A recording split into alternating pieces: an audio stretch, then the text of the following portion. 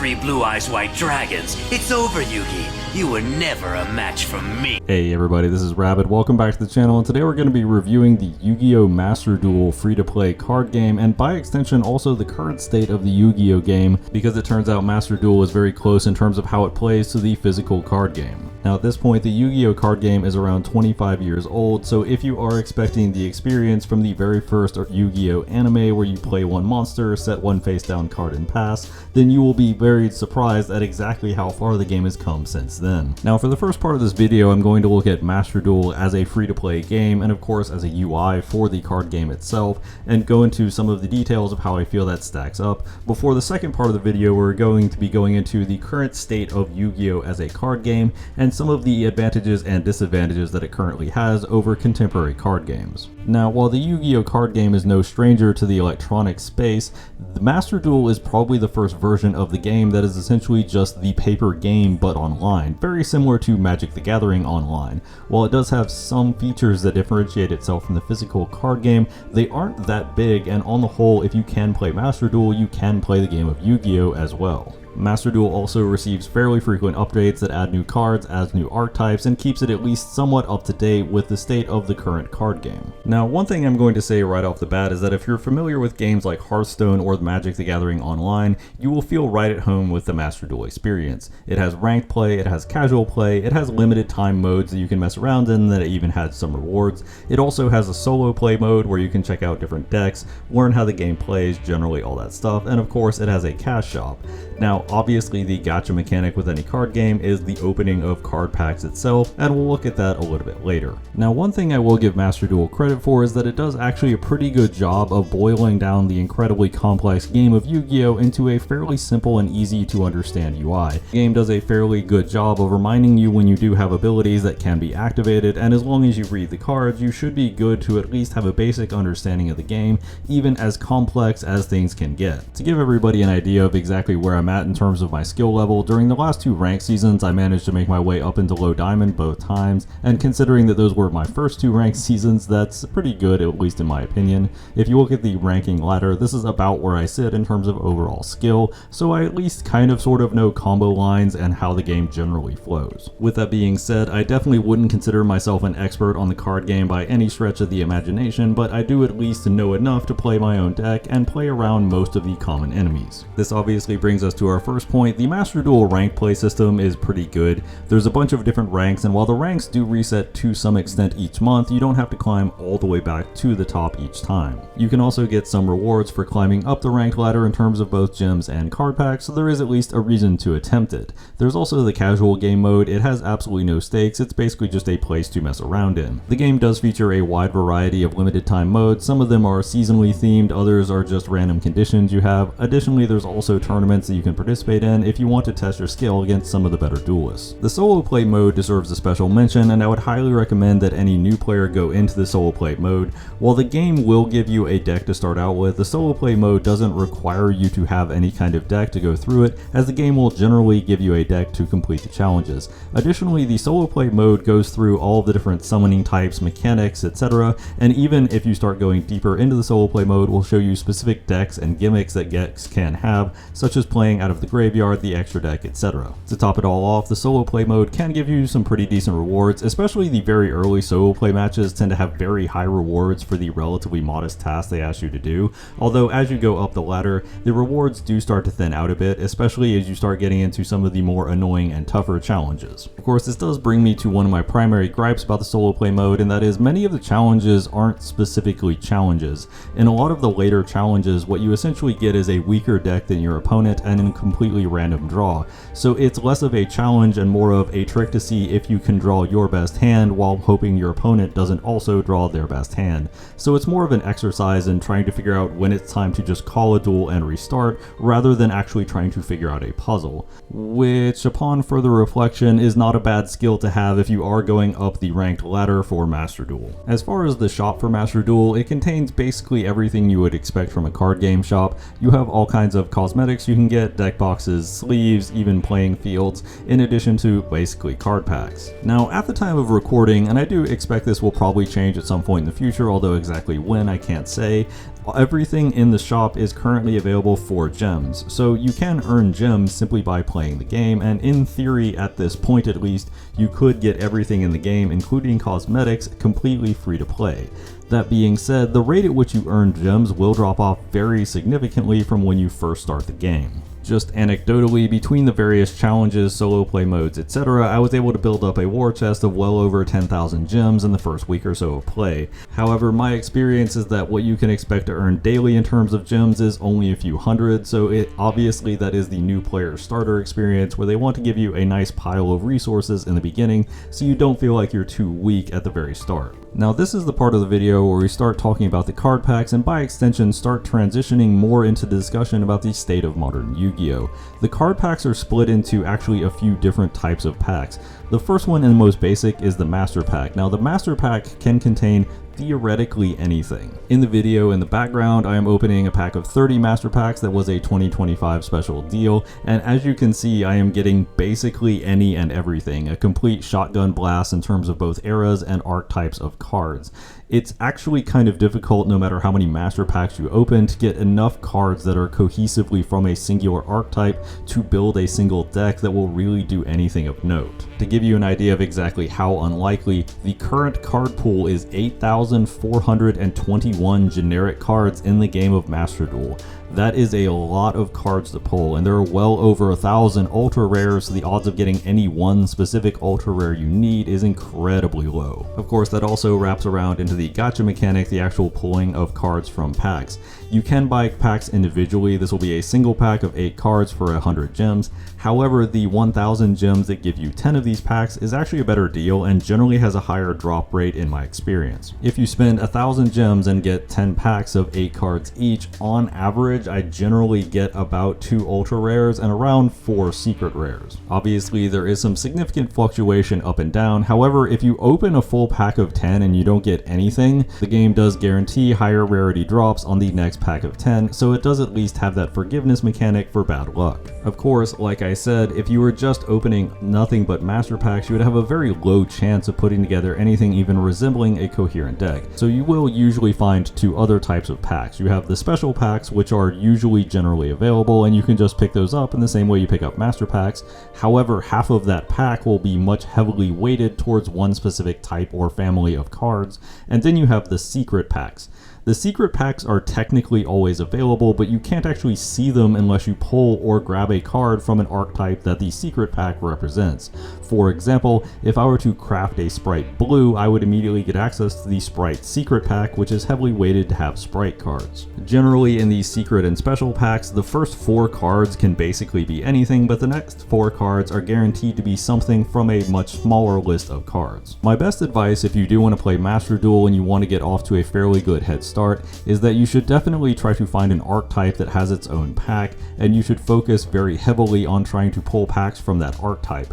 If you spend your first 10,000 or so gems targeting specific archetypes, you can probably get most of the cards you need, and if you don't, you can actually dust the cards. If you're familiar with Hearthstone, you're familiar with the concept of dust. This is destroying cards you don't need in order to get materials to craft cards that you do. Now in Master Duel, unlike Hearthstone, this is actually separated by rarity, so the only way that you can get ultra rare dust is by dusting ultra rare cards to craft other ultra rare cards. Generally, it operates on about a 3-to-1 exchange ratio. That is to say, you can dust an ultra rare for 10 dust, and it takes 30 dust to craft another ultra rare. So what this ultimately translates to is that if you do see a deal for a bunch of Master Packs on the cheap, such as the 2025 pack, at the bare minimum, you can turn a lot of these secret rares and ultra rares that you don't actually need into dust that might potentially make cards that you do. Of course, if you're wondering what types of packs or cards in certain archetypes you should specifically be going for as a new player, that's the area where it's kind of hard for me to give specific advice on because I'm not sure what type of playstyle an individual may specifically like. Personally, I went towards the Live Twins and then ultimately added a Sprite package to it because it seemed like a pretty fun playstyle, but I would definitely recommend looking up guides on potential archetypes to try and see what's out there and what you might potentially find fun to play. So now that we've gone around a lot of the framework of the Master Duel system and of course of the packs and the cards themselves, how do you actually play a game of Yu-Gi-Oh? All Yu-Gi-Oh cards are split into 3 basic types. types. You have monsters, spells, and traps. While there are a lot of different types and subtypes of monsters, the general rules for monsters are pretty similar, at least for the monsters that you're going to have in your main deck. That is, once per turn, you can normal summon a monster in attack position, or you can set it face down in defense position. Now, as an important note, and this also applies to spells and traps, if you set a card face down, you cannot flip it face up the turn it is set face down unless you have some kind of special ability. In attack position, monsters can attack your opponent's monsters and destroy monsters that have a lower attack value. In defense position, a monster cannot attack. However, if that monster is attacked and destroyed, you won't take any damage from that battle. Whereas if your monster is in attack position and it is attacked and destroyed, you will take the difference in attack power between the enemy monster and your monster. Of course, while you only get one normal summon or set each turn, you do get as many special summons as your deck allows, and as we're going to see, a modern Yu-Gi-Oh deck has a lot of special summons. The next category is spell cards, and spell cards don't have any inherent cost unless they have a cost listed on the card, such as discarding a card, tributing a monster, etc. Generally speaking, it just does what it says on the card. Now, while all spell cards can generally be used on your turn, most of them cannot be used on your opponent's turn. The only spell cards that can be activated on your opponent's turn are quick play spell cards, and even then that's only if you first set them face down during your turn. So generally speaking, most spell cards don't interrupt your opponent, unlike the next type of card we're about to talk about. The last type of card is the trap card, and trap cards are fairly iconic to Yu-Gi-Oh! In fact, in the early days of the game, they were basically the only way to interact with your opponent on their turn, although that aspect of the game has evolved pretty heavily. A big rule for traps is that traps, unless they have some kind of special rule otherwise, must be placed face down on the field before they can be activated. So traps in general are fairly slow cards that you place face down on your turn and then can only react to your opponent on theirs. All that being said, Yu-Gi-Oh! Does have one very specific mechanic that the vast majority of other games don't really have an equivalent to, and that is the extra deck. The extra deck are a pack of 15 monster cards that have summoning conditions that once you meet them, you can simply place them on the field. There are 4 different types of extra deck monsters: Fusion, Synchro, Xyz, and Link. And these extra deck monsters are essentially always available to you, assuming you can meet their summoning requirements. Naturally, because you always have access to these extra deck monsters, they represent a very high point of consistency for games, and most decks will try to go into extra deck monsters as early and often as possible, either as extenders to add bodies or search things out of their deck, or even as inboard pieces such as boss monsters to create some kind of wall that your opponent has to try and get past. For the vast majority of decks in modern Yu-Gi-Oh!, extra deck monsters are absolutely essential to being able to play the game. As far as deck construction is concerned, you can have up to 3 copies of each one card, and a minimum of 40 cards is required in your main deck with a maximum of 60. You could have anywhere between 40 and 60 cards, although most players choose to run 40 for consistency. There are some decks that run 60 cards specifically because of certain interactions. Now, the limit of 3 cards is not universal because some cards are limited, i.e. you can only have 1 copy, or semi-limited, you can only have 2 copies. With all that being said, your average card gamer probably realizes that you want the most copies of important cards possible and the smallest deck possible so you have the highest likelihood of drawing into them. While the anime goes back and forth in terms of exactly how many life points you start out with, the card game has always been 8,000, and 8,000 may seem like a high threshold, and indeed in old Yu-Gi-Oh! There weren't a lot of decks that could OTK or one-turn kill. In modern Yu-Gi-Oh! However, it is just kind of assumed that if you give your opponent an empty board, they will be able to take you from full health to 0 in a single turn. Alternatively, there is another condition of trying to deck your opponent out, because if you are out of cards in your deck, you will also lose. However, the pace of play for the game is fairly fast, to the point where this isn't really a common win condition for the vast majority of decks. To give you an idea of exactly how fast most games are, at least in terms of the number of turns it takes to win, my average ladder match only went about 3 turns, and that's 3 turns including both my turns and my opponent's. So essentially you're getting 1 to 2 turns max to have the most impact on the board. And this means that deck construction, especially if you want to compete on the ladder, has to be very tight. Every card in your hand has to do something, whether it be starting your plays, interrupting your opponent's plays, or disrupting your opponent's board in some capacity. In order to somewhat curb first turn advantage, Yu-Gi-Oh! Actually has 2 different limitations on the person going first. Number 1, they don't get their initial draw, and number 2, they cannot conduct a battle phase on the first turn. While these limitations can hold your opponent back a little, at least limiting to the point where they can't wipe you out right away, they're not actually enough, so most decks run what are commonly referred to as hand traps. These are cards that can be activated directly from your hand to interrupt your opponent's plays. While some of them are typed as traps, the vast majority of them are simply referred to as traps because that's Yu-Gi-Oh's main type of interaction on your opponent's turn. For example, Ash Blossom and Joyous Spring is considered a hand trap, quote unquote, despite being a monster because you can discard it from your hand to use its effect on your opponent's turn. That being said, however, I don't want to give you the impression that Yu-Gi-Oh! Is an inherently short game to play in terms of overall time, because it turns out even a 3-turn game, given how much summoning and interaction can go on between both players because effectively everything is free, can go at least 10 to 15 minutes for even a relatively short game. If you do get one of the longer games approaching 5, 6, 7 turns, the games can go on for upwards of half an hour to 40 minutes and can be actually pretty harrowing experiences. The games of Yu-Gi-Oh! That have been the most intense and been the most interesting have been the ones that have actually gone on to quite a few turns where both me and my opponent are very low on resources, and it's coming back to which of our engines is effectively able to recycle itself more efficiently and get more resources on board from the graveyard faster. When you do get these types of games, Yu-Gi-Oh! Becomes one of the most tense card games I've ever played because you're basically sweating bullets with every individual card in your hand, and your opponent is likely doing the same, wondering what exactly they're going to have and whether or not you're going to be able to come up with an answer for it. To give you an idea how modern Yu-Gi-Oh! Plays, I'm going to give you a sample combo line and walk you through it step by step for my Live Twin Sprite deck so you can see the number of steps involved in playing a single card on a single turn. For the purposes of this demonstration, I'm going to ignore the other cards in my hand except for cards that are added as part of this combo, so the only card that I will be using is Live Twin Leela. Take a guess right now how many cards you think we're going to have on the board and how many cards you think we're going to have in hand when this combo is over. The first thing we're going to do is we're going to normal summon Live Twin Leela. Live Twin Leela has a special ability where when you summon her, if there are no other monsters on your side of the field, you get to search your deck for a Live Twin Kisi Keel and immediately special summon it to the field. For the next step, since we have 2 level 2 monsters on the field now, we're going to use both of them to go into Gigantic Sprite, which is an Xyz monster from our extra deck.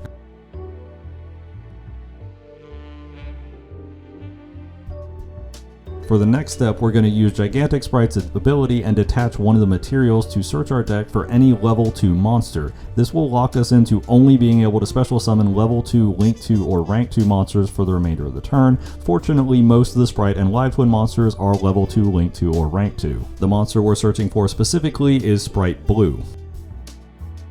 When you special summon Sprite Blue, you get to search your deck for any Sprite monster and add it directly to your hand. In this case, we are looking for Sprite Jet. All sprites can directly special summon themselves from the hand if you control a level 2 or rank 2 monster, so we will special summon Jet now. When Sprite Jet is special summoned, you can search your deck for any sprite, spell, or trap card and add it to your hand, so we will search for Sprite Starter. Sprite Starter allows us to special summon any sprite monster directly from the deck. In this case, we will do Sprite Carrot. We will take damage equal to Sprite Carrot's attack value, and we will be locked out of special summoning anything that's not level 2, link 2, or rank 2 for the rest of the turn, but Gigantic Sprite already locked us out of that anyway. For the next step, we're going to use 2 of our monsters to special summon a link 2 monster from the extra deck, in this case Sprite Elf.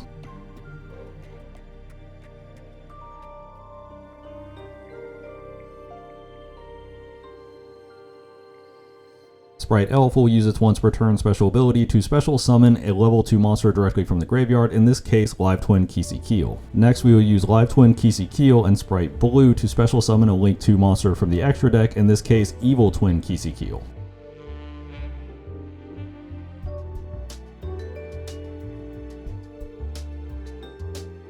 Evil Twin Kisi Keel will then use her once per turn ability to special summon a Leela monster directly from the graveyard as long as there are no Leela monsters in play. Using this ability prevents us from special summoning any monsters from the extra deck outside of Fiend monsters for the remainder of the turn. Next we'll special summon Evil Twin Leela from the extra deck using Evil Twin Kisi Keel and Live Twin Leela.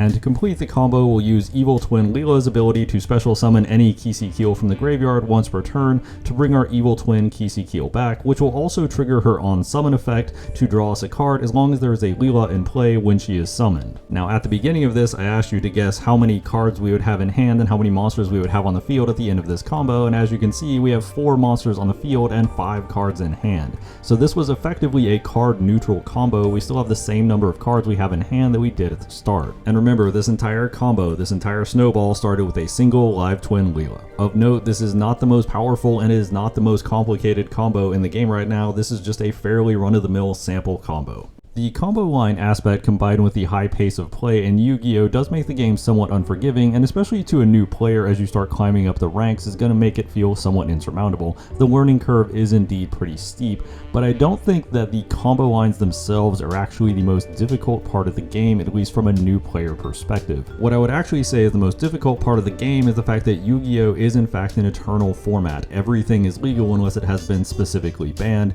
so you have 25 years of cards that are in the backlog, and while many of them are profoundly useless, some of them are incredibly helpful to your deck and have amazing synergies. The question for me obviously becomes one of, how are you expected to find all of these different cards that are incredibly useful to your deck as a new player? While the search feature can be handy if you know what you're trying to look for, and you can also search for quote-unquote related cards, usually if you search for related cards, you're only going to have cards that are in your archetype. For example, if I were to search for related cards for the Live Twins, I would only find other Live Twin and Evil Twin cards, and the same for the Sprite. However, if there are monsters that are not specifically part of that archetype, or spells or traps that have great synergy with them, the question is, how are you supposed to find them on your own? And the answer is, I don't think you are. The game almost expects you to search out deck lists and even guides for how to run a deck, because the game just doesn't seem to have enough of a framework to help you do it on your own. To use an obvious example for the Live Twin Sprite deck, there's a card called EMP Meowmine.